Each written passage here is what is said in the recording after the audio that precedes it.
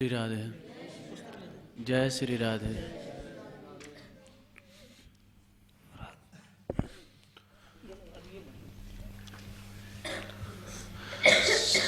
सताम निम्दा नाम्नः परमं अपराधं वितनुते।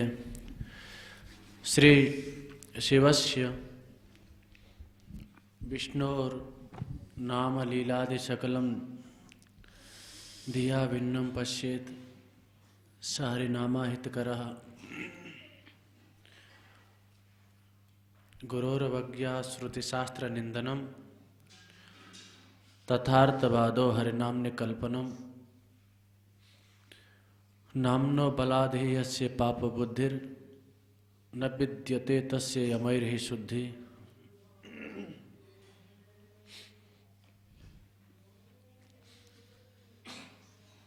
हरिभक्ति विलास में श्री सनातन गोस्वामी जी ने ये 10 नामापराध बताए।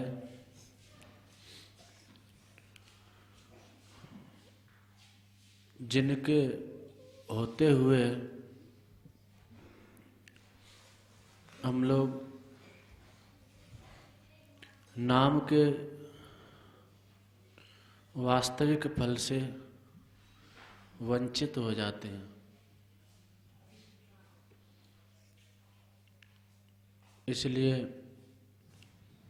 इन नामापराधों को जानना भी आवश्यक है, क्योंकि विरोधिनो रूप मथयित ज्ञाप्ते। उपाय के साथ में,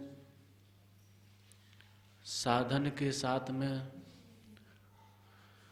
साधन में जो बाधक वस्तुएं हैं उनका भी ज्ञान अपेक्षित रहता है। कितनी भी उत्कृष्ट औषधि हो, कितना भी उच्च शिक्षा प्राप्त वैद्य हो, सर्वोत्तम वैद्य सर्वोत्तम औषधि को प्रदान करे और उसके साथ हम परहेज न करें, त्याज्य वस्तुओं को न त्यागें, कुपथ्य का सेवन करते रहें, तो वह सर्वोत्कृष्ट वैद्य सर्वोत्तम औषधि के द्वारा भी हमारे जो रोग की प्रशांति नहीं कर सकता। औषधि की महिमा तो वर्तमान थी, जो उसकी गुणवत्ता थी वह तो औषधि में विद्यमान थी। वैद्य की जो गुणवत्ता थी वह वैद्य में विद्यमान थी। वैद्य में, औषधि में रंच मात्र भी कोई दोष नहीं है। तो वैद्य भी उत्तम है, औषधि भी उत्तम है, फिर रोग नष्ट क्यों नहीं हुआ? तो बोले हम निरंतर कुपथ्य का सेवन करते रहे, उस औषधि की जो अनुपान विधि थी, जो परहेज था, वह हमने नहीं किया। तो ऐसे ही नाम ग्रहण काल में नामापराधों से बचना,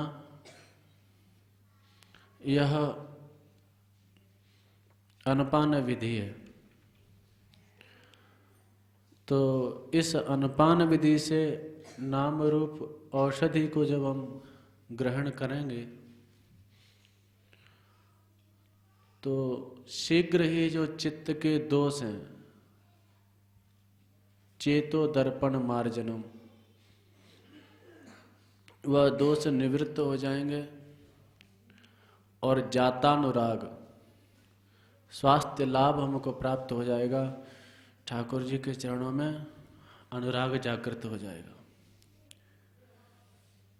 इसलिए तो नाम को सर्वोत्कृष्ट साधन के रूप में अंगीकार किया। महर्षियों ने सर्वोत्कृष्ट साधन के रूप में नाम को बताया। कोई किसी भी अवस्था का साधक हो, एतन निर्विद्यमानानाम इच्छताम अकुतो भयम योगिनाम नृप निर्णीतम हरेर नामानुकीर्तनम। द्वितीय स्कंद के प्रथम अध्याय में श्री सुखदेव जी कहते हैं कि निर्विद्यमान तीन प्रकार के लोग हैं संसार में। विषयी साधक सिद्ध सयाने, त्रिविध जीव जग वेद बखाने। विषयों में अनुरत हैं, विषयासक्त प्राणी हैं। साधक जो मुमुक्षु हैं, इस संसार से पार होना चाहते हैं। और सिद्ध जो जीवन मुक्त महापुरुष हैं। तो तीनों के लिए ही परम साधन और परम साध्य श्री नाम महाराज हैं। एतन निर्विद्यमानानाम इच्छताम अकुतो भयम। निर्विद्यमान यानी जो मुमुक्षु हैं, संसार से पार जाना चाहते हैं। इच्छताम यानी जो विषयी हैं, वैषयिक वस्तुओं की अभिलाषा है जिनके मन में। योगिनाम जो योगी हैं, योग में स्थित हैं, समत्व में अवस्थित हैं, जीवन मुक्त हैं। तो सकामियों को उनकी प्राप्य वस्तु प्राप्त कराने के लिए जो कुछ वो चाहते हैं वह उनको प्राप्त हो जाएगा। धन वैभव नाम प्रतिष्ठा आदि। मुमुक्षुओं को मुक्ति प्राप्त हो जाएगी। और जो जीवन मुक्त हैं, भगवत प्रेम का आस्वादन करना चाहते हैं, उनको भगवत प्रेम प्राप्त हो जाएगा। तो तीनों की अभिलषित वस्तुएं प्राप्त कराने के लिए, अभीष्ट वस्तुएं प्राप्त कराने के लिए नाम को अकुतो भय साधन कहा गया। एतन निर्विद्यमानानाम इच्छताम अकुतो भयम योगिनाम नृप निर्णीतम हरेर नामानुकीर्तनम। योगिनाम नृप निर्णीतम, बड़े बड़े संतों ने यह निर्णय करके बताया। सुखदेव जी कहते हैं तो इसलिए नाम को सर्वोत्कृष्ट साधन के रूप में अंगीकार किया गया। और सबसे बड़ा लाभ जो नाम से है वो बताते हैं, नाम व्याहरणम विष्णु यतस्तद विषया मति। अजामिल के उपाख्यान में सर्वेषामपि अगवताम इदमेव सुनिष्कृतम नाम व्याहरणम विष्णु यतस्तद विषया मति। सर्वेषामपि अगवताम, जो कुछ भी पाप हैं, दुनिया में जितने पाप हैं, उन सब पापों का श्रेष्ठ प्रायश्चित्त है हरि नाम। सर्वेषामपि अगवताम इदमेव सुनिष्कृतम। यही सच्चा निष्कृत उनका प्रायश्चित्त है। बोले इससे लाभ क्या होगा? बोले नाम व्याहरणम विष्णु यतस्तन विषया मति। अन्य जो कृच्छ चांद्रायण आदि व्रत करके पापों का प्रक्षालन करना है, तो उन प्रायश्चित्तों से तो पापों का मार्जन ही होगा। लेकिन इस प्रायश्चित्त से यह परम लाभ है कि उन पापों का प्रक्षालन तो होगा ही, और उसके साथ तद विषया मति, यह परम लाभ प्राप्त हो जाएगा। नाम व्याहरणम विष्णु यतस्तद विषया मति, नामोच्चारण से तद विषया मति उत्पन्न हो जाएगी। तद विषया मति से तात्पर्य भगवत विषयणी मति जागृत हो जाएगी, ठाकुर जी में चित्त लग जाएगा। अन्य प्रायश्चित्त साधनों से केवल पाप का प्रक्षालन हुआ, भगवान से संबंध नहीं हुआ। और नाम से पापों का प्रक्षालन तो हुआ ही, और तद विषया मति, नामव्याहरणम विष्णु यतस्तद विषया मति। तद विषया मति के दो अर्थ किए आचार्यों ने। एक तो जो नाम लेने वाला है, नामाश्रयी भक्त है, तो वाकी मति को नाम भगवान तद विषया कर देते हैं, यानी उसको ठाकुर की ओर झुका देते हैं। और दूसरा अर्थ यतस्तन विषया मति, तद शब्द से भक्त ले लिया। जो नामाश्रयी भक्त है, जो नाम का आश्रय लिए हुए है, तो उसकी ओर तद विषया मति, भगवान की तद विषया मति हो जाती है। तद विषया मति यानी जो नाम लेने वाला है उसकी ओर श्री ठाकुर जी का ध्यान खिंच जाता है। यतस्तन तद विषया मति, नामोच्चारण से क्या हुआ, तद विषया मति हो गई, यानी भक्त की तो भगवान की ओर मति झुक गई, और भगवान की जो वृत्ति ध्यान है वो भक्त की ओर झुक गया। यतस्तद विषया मति। लोक में भी देखा जाता है, किसी का नाम देवदत्त है और वह अन्याभिमुख होकर के खड़ा हुआ है, हमारी ओर देख नहीं रहा, और दूर से उच्च स्वर से हमने देवदत्त कह करके पुकारा, तो जो अन्याभिमुख था वह हमारी ओर देखने लग जाएगा नाम के संबंध से, अरे मुझे कोई पुकार रहा है। तो अन्य विषयणी उसकी मति थी, अभी तक अन्यों की ओर देख रहा था, तो जैसे हमने उसका नामोच्चारण किया वह हमारी ओर देखने लग गया।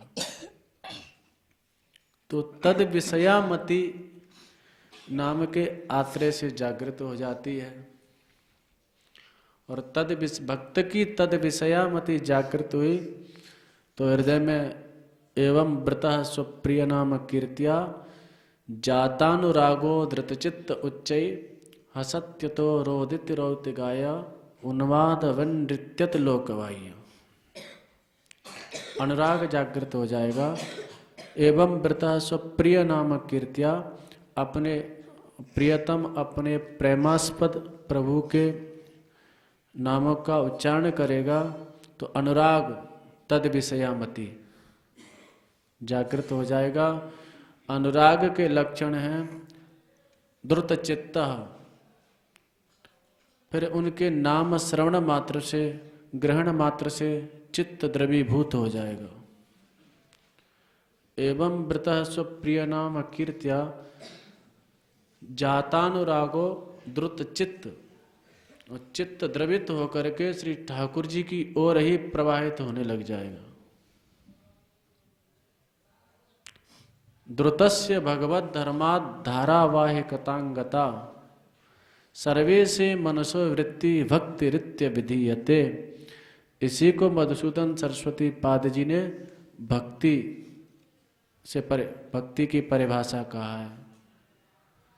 द्रुतस्य भगवत धर्मात्, भगवत धर्मात् यानी भगवत संबंधी श्री ठाकुर जी से संबंधित चर्चाओं को, उनके नाम लीला आदि को श्रवण करके, ग्रहण करके, जो द्रुतस्य भगवत धर्मात्, उन भगवत धर्मों से, श्रवण गान आदि से जो चित्त द्रवीभूत हुआ, वहां पर उन्होंने उदाहरण दिया है लाख का उदाहरण दिया है। जैसे लाक्षा कठोर वस्तु होती है, ऐसे ही हमारा चित्त भी स्वभावात कठिनात्मकम, स्वभाव से ही कठोर है। तदस्म सारम हृदयम बतेदम, अस्मसार पत्थर की भांति कठोर है। तो लाक्षा जैसे कठोर वस्तु होती है तो उसको द्रवित किया जाता है, चूड़ी आदि बनाई जाए अथवा उसमें कोई रंग मिलाया जाए, किसी रंग में उसको ढाला जाए तो उसको द्रवित किया जाता है अग्नि आदि से।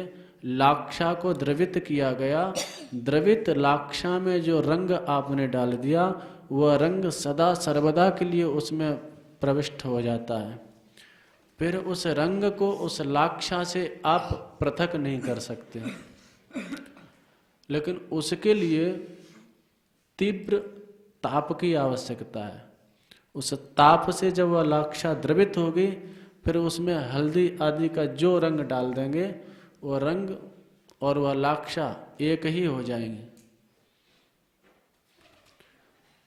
तो द्रुतस्य भगवत धर्मात् धारावाहिकतांगता सर्वे से मनसोवृत्ति भक्ति रित्य विधीयते। श्रवण कीर्तन आदि करके जो चित्त की द्रवता भई, उस द्रुत चित्त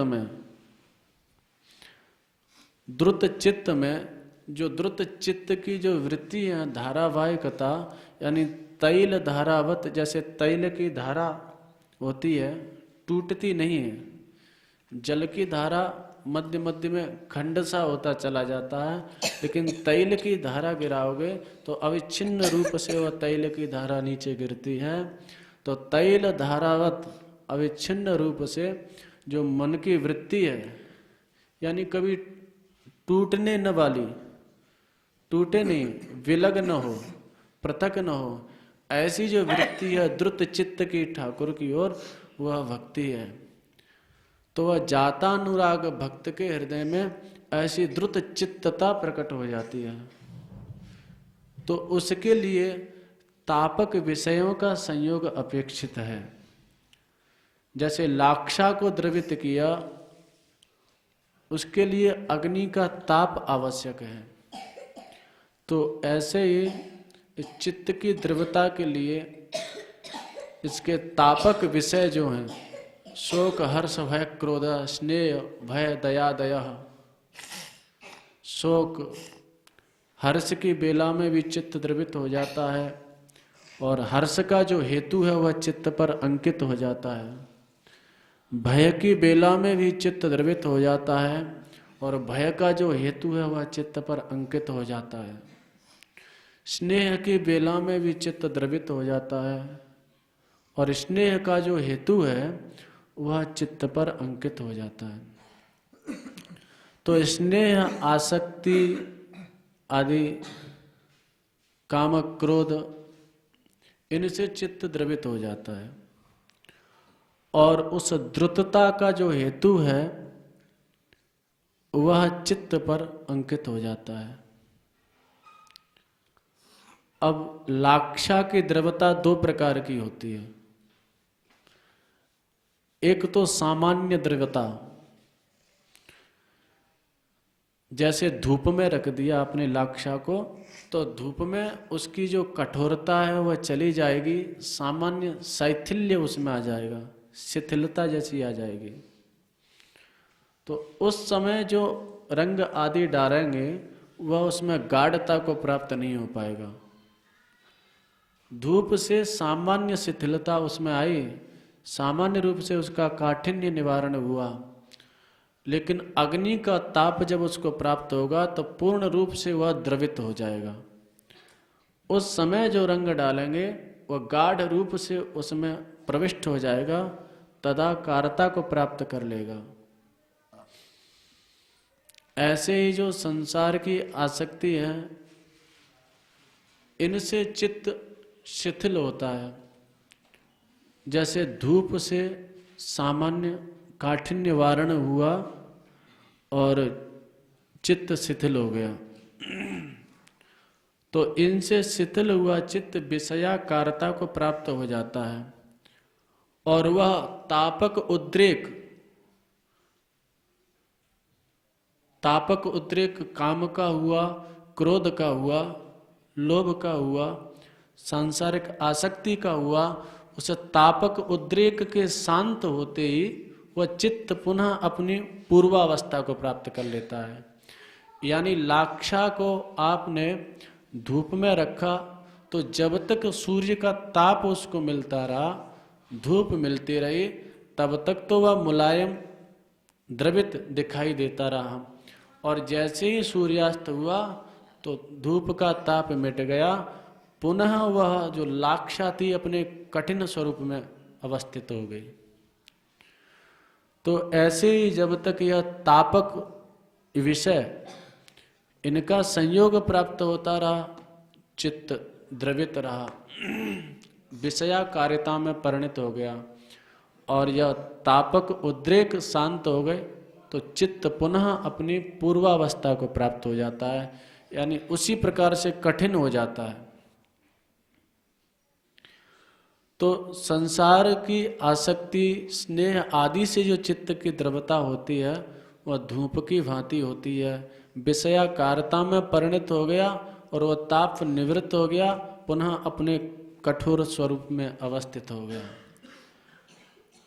लेकिन जो भगवद आसक्ति से चित्त की द्रवता है वह सदा सर्वदा के लिए हो जाती है, क्योंकि विषयाकारता तो क्षणिक है, यह तो निवृत्त हो जाती है, और भगवदा शक्ति, भगवान में आसक्ति हो गई, उनके रूप गुण लीला आदि के माधुर्य का आस्वादन मिल गया तो फिर वह छूटता नहीं है, वह पूर्ण रूप से द्रवित हो जाता है। और उस समय जो रंग मिलाया गया वह पूर्ण रूप से उसमें प्रविष्ट हो जाता है, वह तदाकारता को, भगवदाकारता को प्राप्त हो जाता है। तो श्री ठाकुर जी के नाम रूप गुण लीला आदि के श्रवण मात्र से चित्त की द्रवता और द्रुत चित्त की जो वृत्ति ठाकुर की ओर हुई, उसी को मधुसूदन सरस्वती पाद भक्ति की परिभाषा कहते हैं। और इसी को भागवत में भी देख लीजिए, तृतीय स्कंद में 29वें अध्याय में निर्गुणा भक्ति कहा गया। शब्द मात्र का भेद है। मधुसूदन सरस्वती जी के शब्दों में द्रुत चित्त की धारावाहिकता ठाकुर के प्रति, श्री कपिल देव जी के शब्दों में निर्गुणा भक्ति, श्री प्रहलाद जी की अवस्था का जहाँ निरूपण किया वहाँ श्री सुखदेव जी के शब्दों में नैसर्ग की रति। शब्द मात्र का भेद, अवस्था एक ही है। तो चित्त की द्रुतता, धारा प्रवाहिकता, वह लड़ी, वह क्रम न टूटना, तैल धारावत जो चित्त की गति है ठाकुर की ओर, उसी को कपिल देव जी निर्गुणा भक्ति कहते हैं। कपिल देव जी ने जब माता देवहूति जी ने पूछा कि भक्ति के कितने भेद हैं, तो कपिल देव जी ने कहा, माता जी भक्ति योगो बहुविधो मार्गेर महाविने भाव्यते। तृतीय स्कंद के 29वें अध्याय में स्वभाव गुण मार्ग से भक्ति योग के अनेक भेद कहे गए हैं। उनमें प्रधान रूप से तामस, राजस, सात्विक और गुणातीत यानी निर्गुणा, यानी प्रधान रूप से दो भेद, सगुणा भक्ति और निर्गुणा भक्ति। और सगुणा भक्ति के श्रीधर स्वामी पाद ने 81 भेद किए। सगुणा भक्ति 81 प्रकार की भाई। वहां पर तामसी भेद कर रहे हैं, अविसंधाय यो हिंसाम दम्भम मात्सर्यमेव च संरम भी भिन्न धृग भावम मय कुर्यात् स तामस। भक्ति तो यद्यपि गुणातीत निर्गुणा ही होती है, परंतु साधक की सात्विक राजक सात्विकी वृत्ति के अनुसार वो सतोमयी रजोमयी तमोमयी वृत्ति का आरोप भक्ति में कर लिया जाता है। तो तामसी जो भक्ति कही गई सगुणा भक्ति के अंतर्गत, तो अविसंधाय यो हिंसाम दंभम मात्सर्यमेव च, किसी का अनिष्ट करने के लिए, किसी का अपकार करने के लिए जो भक्ति का अनुष्ठान किया गया, हिंसा, दंभ, मात्सर्य, ये 3 तमोगुण के अंतर्गत आ गए। हिंसा किसी का अनिष्ट करने का भाव, किसी का अपकार करने का भाव चित्त में आ गया तो वह हमारी भक्ति तमोगुण में परिणत हो गई, यानी तामसी भक्ति हो गई। दंभ, दंभ यानी दिखावा, प्रदर्शन की भावना, लोग हमको जाने, हम भजन करते हैं, अपना प्रदर्शन की भावना आ गई। जहाँ दंभ आ गया तो वह तामसी हो गई। दंभ दस्यु की भांति सर्वस्व अपहरण करके ले जाता है। गोसाई जी का एक बहुत सुंदर पद प्राप्त होता है, तो उसमें गोसाई जी वर्णन करें कि हे नाथ, मैंने पाप तो बहुत किए, उन पापों को तो मैंने छुपा लिया, और जो कुछ पुण्य मुझसे भूल में बन गए तो उन पुण्यों को मैंने दंभ में दिखावा किया, तो दंभ ने उन पुण्यों को भी नष्ट कर दिया। यानी दिखावे से, प्रदर्शन से वह पुण्य, वह सत्कर्म क्षीण हो जाता है। तो जो कुछ सत्कर्म संग के प्रभाव से बन जाते हैं तो उनको यह दंभ नहीं छोड़ता। तो जिस भक्ति के अनुष्ठान में हिंसा का यानी परापकार का भाव आ गया, दंभ यानी प्रदर्शन का भाव आ गया, मात्सर्य का भाव आ गया। मात्सर्य बहुत भयंकर दोष है। मात्सर्य दोष के विषय में श्री व्यास जी ने भागवत में प्रथम स्कंद के प्रथम अध्याय के 2 श्लोक में ही सावधान किया, जहाँ अनुबंध चतुष्टय का निरूपण किया। धर्मः प्रोज्जित कैतवोत्र परमो निर्मत शरणम सताम। बोले श्रीमद् भागवत में किस धर्म का निरूपण किया जा रहा है? बोले प्रोज्जित कैतव रहित धर्म का निरूपण किया जा रहा है। इसके अधिकारी कौन है? बोले निर्मत शरणम सताम, जिनके हृदय में मात्सर्य नहीं है। निर्मत शरणम, निर्मत्सर शब्द का श्रीधर स्वामी पाद ने अर्थ किया परोत्कर्षा सहनम मत्सरः तदरहिता नाम। निर्मत्सर का तात्पर्य दूसरे के उत्कर्ष को, जहाँ दूसरे का वैभव देखा, दूसरे की प्रतिष्ठा देखी, दूसरे की कीर्ति देखी, उसको सहन न कर पाना। परोत्कर्षा सहनम मत्सरा, पर माने दूसरे के उत्कर्ष माने प्रगति को, असहन माने सहन न कर पाना। मेरी पड़ोसिन खाई दही और मुंह पे कैसे जाई सही, ब्रज में कहावत है। यानी पड़ोसी के सुख को देख करके चित्त में खिन्नता, दुख उत्पन्न हो जाना। परोत्कर्षा सहनम मत्सरः तदरहिता नाम। तो बोले भागवत के वास्तविक अधिकारी कौन है? जो परोत्कर्षा सहनम निर्मत्सर या मच्छर से रहित हैं। या गोसाई जी ने तो मानस में कहो काम क्रोध मद मच्छर नाना। ये मत्सर मच्छर की भांति है। जैसे मच्छर होते हैं, मच्छर बाहर से शरीर को काटता है और मत्सर अंदर से काटता है चित्त को, अंदर से चित्त को काटता है। मत्तः सरतीति मत्सर, मत्तः सरती, देखो मुझसे यह आगे निकल गया, मुझसे ज़्यादा इसका नाम हो गया, मुझसे ज़्यादा इसका वैभव हो गया, मुझसे ज़्यादा इसकी प्रतिष्ठा हो गई। अब मैं भले ही बर्बाद हो जाऊं पर इसको बर्बाद किए बिना नहीं छोड़ूंगा। ये ये मात्सर्य का भाव है। यह खतरनाक, मच्छरों की निवृत्ति तो हो जाती है, बाहर से बहुत से उपाय हैं, लेकिन यह मच्छर की निवृत्ति ना हो पावे। और यह डेंगू से भी खतरनाक मच्छर है। डेंगू जाकू काट लेगो, डेंगू को बुखार रह जाएगो तो वाको तो उपचार प्राप्त हो जाएगो। उपचार प्राप्त ना होगा तो वाको एक ही जीवन नष्ट हो गएगो। परंतु ये मात्सर्य जाके चित्त में बैठ गयो, वाके तो अनेकानेक जीवन नष्ट हो जाते हैं। तो मात्सर्य का भाव आ गया, दंभ का भाव आ गया, दूसरे का अपकार अनिष्ट करने का भाव आ गया, यह तामसी भक्ति हो गई। राजसी भक्ति विषयान अभिसंधाय यश ऐश्वर्यमेव च अर्चादौ अर्चेद्यो माम पृथक भावः स राजसी।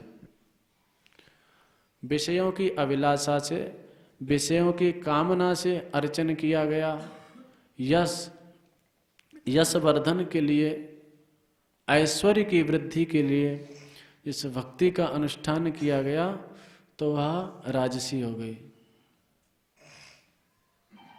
और सात्विकी कर्म निर्हार मुद्यस्य परस्मिन् वा तदर्पणम यजेद यष्टव्यम मिति पृथक भावः स सात्विकः। ये सात्विकी भक्ति आ गई जिसमें कर्म निर्हार मुद्यस्य, अपने पापों के प्रक्षालन के निमित्त भक्ति का अनुष्ठान कर रहा है।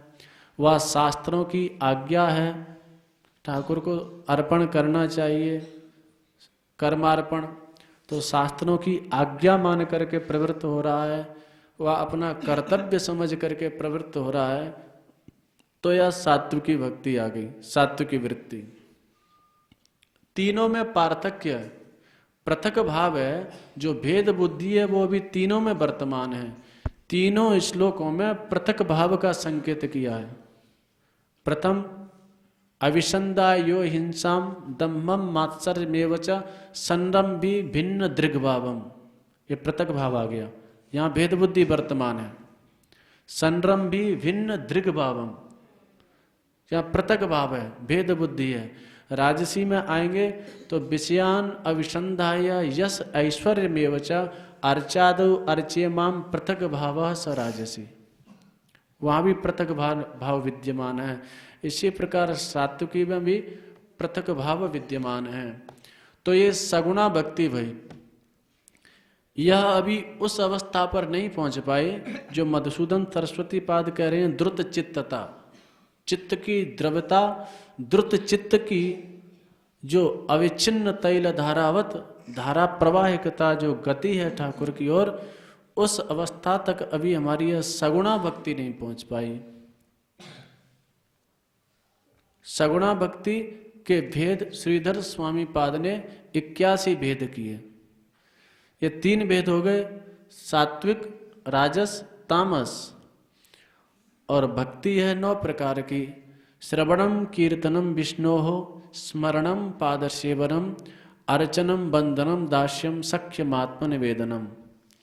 7वें स्कंद में प्रहलाद जी ने वर्णन किया। 5वें अध्याय में श्रवण करना, कीर्तन करना, स्मरण करना, अर्चन करना, वंदन करना, ये 9 प्रकार की भक्ति बताई। तो तमोगुण की 3 वृत्तियां, हिंसा, दंभ, मात्सर्य, तो तमोगुणी भक्ति हो गई 27 प्रकार की। श्रवणम कीर्तनम विष्णु, हिंसा की, परापकार की भावना से, दूसरे के अनिष्ट की भावना से आपने श्रवण किया, कीर्तन किया, स्मरण किया, पाद सेवन किया, जो 9 प्रकार की भक्ति का अनुष्ठान किया, तो 9 भेद ये हो गए। फिर दंभ की भावना से आपने दिखावे के लिए श्रवण किया कि लोग हमको अच्छा समझें, सत्संगी समझें, अथवा प्रदर्शन के लिए आपने कीर्तन किया, स्मरण किया, दंभ के लिए, तो 9 भेद ये हो गए। मात्सर्य की भावना से युक्त होकर के आपने 9 अंगों का अनुष्ठान किया, तो 9 ये हो गए, तो 9 तिया 27। तामसी भक्ति के 27 भेद हो गए। इसी प्रकार से राजसी में चलोगे तो विषयों की अभिलाषा से आपने श्रवण किया, विषयों की आकांक्षा से आपने कीर्तन किया, तच्चेद देह द्रविण जनता लोभ पाखंड मध्य, पद्म पुराण में आता है। नामैकम यस्य वाची श्रवण पथगतम स्मरण पथगतम श्रोत्र मूलम गतम वा शुद्धम वा शुद्धम व्यवहित रहतम तारयत्येव विप्र तच्चेद देह द्रविण जनता लोभ पाखंड मध्य निक्षिप्तम न शीघ्र फल जनकम एवात्र विप्र। एक नाम प्रेमोदय कराने में सक्षम है, एक नाम ले लिया उससे चित्त में जातानुराग अनुराग उत्पन्न हो जाएगा, द्रुत चित्तता उत्पन्न हो जाएगी। लेकिन तच्चेत देह द्रविण जनता लोभ पाखंड मध्य, उसी नाम का अनुष्ठान देह द्रविण दैहिक सुखों के लिए, द्रव्यादान के लिए, अर्थोपार्जन के लिए, यशः कामना के लिए किया तो न शीघ्र मेवात्र, उसका शीघ्र फल नहीं देखा जाता, तो वह यह राजसी भक्ति में आ गया। तो यश की कामना से, विषयों की अभिलाषा से हमने भक्ति का अनुष्ठान किया, श्रवण भक्ति का, कीर्तन भक्ति का, अर्चन भक्ति का, अर्चा विग्रह की सेवा कर रहे हैं, कामना है कि पैसा आवे, कथा कर रहे हैं, मन में अभिलाषा है कि अर्थोपार्जन जाते आ जाएगा, कुछ पैसा आ जाएगा, कीर्तन कर रहे हैं यश प्रतिष्ठा वैभव आदि के लिए, तो यह राजसी भक्ति में परिणित हो गया। तो श्रीधर स्वामी पाद ने जो 81 वेद किए, 27 तामसी के हो गए और 27 राजसी के हो गए। विषयान अभिसंधाय यश ऐश्वर्यमेव च, विषयों की अभिलाषा से 9 प्रकार की भक्ति का अनुष्ठान किया, श्रवण कीर्तन आदि किया, यश की अभिलाषा से किया, 9 प्रकार की भक्ति का अनुष्ठान किया, ऐश्वर्य की अभिलाषा से किया तो 9 27 वेद राजसी भक्ति के हो गए। और इसी प्रकार से सात्विकी भक्ति के भी 27 वेद होते हैं। कर्म निराहार मुद्यस्य, पापक्षय के निमित्त किया, शास्त्र की आज्ञा समझ करके किया, अपना कर्तव्य समझ करके किया, तो ये 9 वेद सात्विकी भक्ति के हो गए। 9 27 पापक्षय के लिए शास्त्र की आज्ञा समझ करके, अपना कर्तव्य समझ करके, तो 9 27, तो 27 प्रकार की राजसी, 27 प्रकार की सात्विकी, 27 प्रकार की तामसी, तो 27 81। तो ये सगुणा भक्ति के 81 भेद हो गए। अभी वहाँ नहीं पहुँचे हम लोग जहाँ मधुसूदन सरस्वती पाद कह रहे हैं कि चित्त की द्रुतता और द्रुत चित्त की धारा प्रवाहिक रूप से ठाकुर की ओर उन्मुखता, वह निर्गुणा भक्ति में आता है। तो सगुणा भक्ति 81 प्रकार की और निर्गुणा भक्ति 1 प्रकार की। वह कौन सी है? मद गुण श्रुत मात्रेण मय सर्व गुहाशय मनोगतिरवच्छिन्ना यथा गंगाम वसोम बुधौ। तैल धारावत अविच्छिन्न गति से जिस भक्ति का निरूपण किया गया, चित्त की द्रुतता का निरूपण किया गया, वह निर्गुणा भक्ति में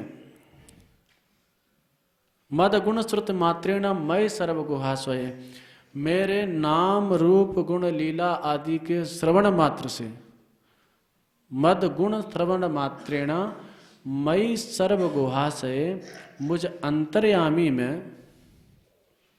जो मन की वृत्तीय धारा प्रवाहिकता, मद गुण श्रवण मात्रेण मय सर्व गुहाशय मनोगति अविच्छिन्ना, कभी भी विच्छिन्न न होने वाली, बाधित न होने वाली, पृथक न होने वाली जो मन की वृत्ति है, वह निर्गुणा भक्ति है। तो कैसे? उदाहरण देते हैं, यथा गंगाम मुसोम बुधौ। या श्लोक की बहुत सुंदर व्याख्या श्री वल्लभाचार्य जी ने की सुबोधनी टीका में। बोले यथा गंगाम मुसोम बुधौ, जैसे गंगा का अंभस माने जल, अंबुधि माने समुद्र की ओर प्रवाहित होता है।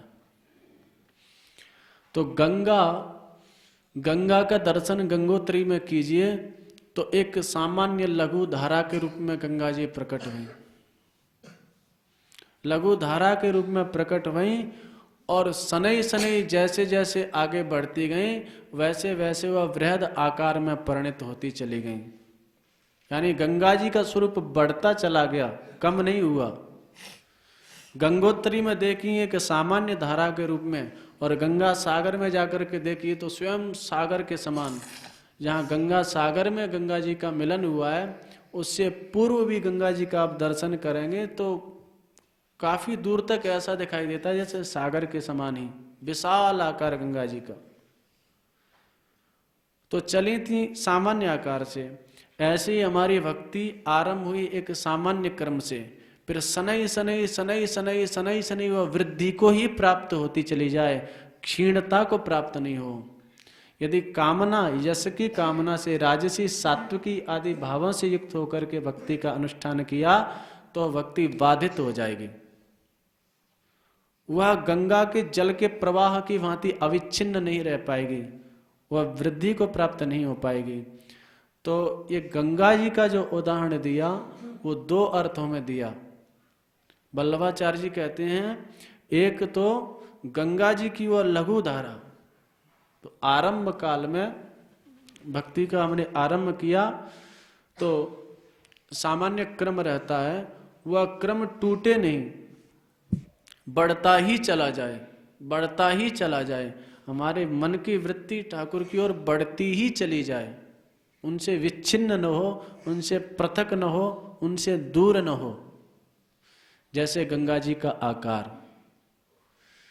दूसरा, गंगा जी जब गोमुख से निकली, गोमुख से और गंगा सागर में जाके मिली, कितनी दूरी तय की, और इस मध्य की अवधि में गंगा जी के द्वारा प्राप्य है सागर, तो इस मध्य की जो अवधि आई कितने बड़े बड़े व्यवधान आए। गंगोत्री से चलेंगे तो देखेंगे कितने बड़े बड़े विशाल पर्वत गंगा जी के मार्ग में अवरोध बन करके आए। तो कितने कितने विशाल पर्वत गंगा जी के मार्ग में अवरोध बन के आए, और जहां जहां अवरोध प्राप्त हुआ वहां गंगा जी की धारा रुकी नहीं, अपितु और तीव्र प्रवाह हो गया, और उन अवरोधों का भेदन करती हुई अपने जो प्रेमास्पद जो अविष्ट सागर में मिलकर के ही शांत हुई।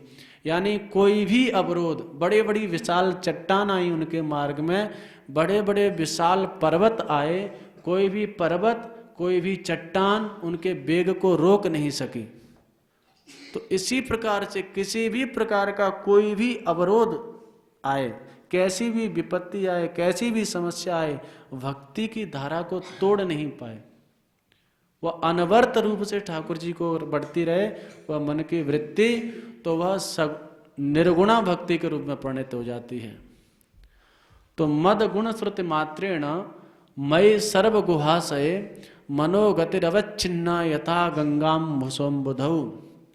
जैसे गंगा का जल, तो ये दो अर्थों में, तो इसी प्रकार से जो मन की वृत्ति है अनवर्त रूप से श्री ठाकुर जी की ओर बढ़ती चली जाए, क्षीणता को प्राप्त न होए, वृद्धि को ही प्राप्त होती चली जाए।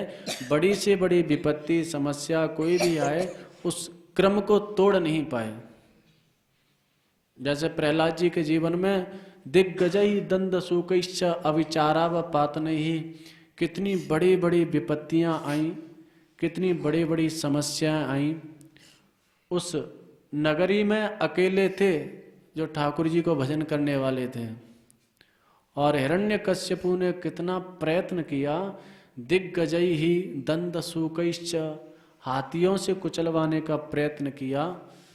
ये वाक्यों में सर्वत्र बहुवचन का प्रयोग है, यानी एक एक प्रयोग को बार बार कराया। एक हाथी से नहीं कुचलवाया, सैकड़ों हाथियों से कुचलवाने का प्रयत्न किया, सैकड़ों सर्पों से दंशन कराने का प्रयत्न किया, सैकड़ों बार पर्वतों की चट्टान से गिराने का प्रयत्न किया। दिग्गजैर दंड सूकैश्च अविचारावपातनैः, मारने का सर्वई उपाय हंतव्य, असुरों को आदेश दे दिया कुछ भी करना पड़े इसको मार दो। काय के लिए? बोले नारायण का नाम छोड़ दे। प्रहलाद जी ने नाम छोड़ा? नहीं छोड़ा। तो यह कैसी भी विपत्ति, कैसी भी समस्या, कोई भी परिस्थिति और ठाकुर जी से पृथक नहीं कर पाए, तो यह गंगा जी के धारा की तरह प्रवाहित होने वाली वो अवच्छिन्न जो तैल धारावत वृत्ति का प्रवाह बताया, वह चित्त की वृत्ति ठाकुर की ओर हो जाए, तो यही निर्गुणा भक्ति है। और इसी को श्री मधुसूदन सरस्वती पाद ने जो चित्त की द्रुत अवस्था जो ठाकुर की ओर धारा प्रवाहिक रूप से प्रवाहित हो रही है, चित्त की द्रुत अवस्था कहा, वही एकादश स्कंद में कहते हैं कि नाम महाराज की कृपा से जब निरपराध नाम ग्रहण करेंगे तो एवं व्रतः सुप्रिय नाम कीर्त्या जातानुराग द्रुत चित्त उच्चैः, अनुराग जागृत हो जाएगा। और अनुराग का लक्षण है द्रुत चित्त, चित्त द्रवित हो जाएगा और द्रवित चित्त की वृत्ति है ठाकुर की ओर उन्मुख हो जाएंगी। निरपराध नाम के माध्यम से सापराध नाम ग्रहण करेंगे तो यह वृत्ति नहीं बन पाएगी। कालांतर में नाम के आश्रय से जब वह अपराध परिक्षीण हो जाएंगे तब यह अवस्था प्राप्त हो पाएगी। तो इसलिए नाम के साथ नामापराधों से बचने का भी प्रयत्न करना चाहिए, जो 10 नामापराध श्री सनातन गोस्वामी पाद ने बताए। उन 10 का संक्षेप में पद्म पुराण में तो 4 श्लोक बताए। उन चारों श्लोकों के जो नामापराध हैं 10, सन्निंदा, सत्पुरुषों की निंदा करना, सत्शास्त्रों की निंदा करना, शिवजी और विष्णु जी की नाम लीलान में भेद बुद्धि करना, गुरुदेव की अवज्ञा करना, सत्शास्त्रों की निंदा करना, नाम में प्रमाद करना आदि जो 10 नामापराध बताए, उनको श्री बाबा महाराज ने एक लघु सूत्र में संक्षिप्त कर दिया। यानी वो चारों श्लोकों को तो याद कर पावे नहीं कर पावे, वह सूत्र को संक्षेप में हम लोग स्मरण कर सकें। सच्छास्त्र निंदा भेदावज्ञा तुलार्थक क्रिया गौण पापोपदेश, उस सूत्र को यहाँ लिख देंगे। तो उस सूत्र को लिख लेंगे, वो सहज में स्मरण बना रहेगा, इतना लंबा रटने की आवश्यकता नहीं पड़ेगी। तो इन अपराधों से बच करके नाम का आश्रय लिया जाए तो जातानुराग द्रुत चित्त आदि की अवस्थाएं सहज में प्राप्त हो जाती हैं। जय श्री राधे।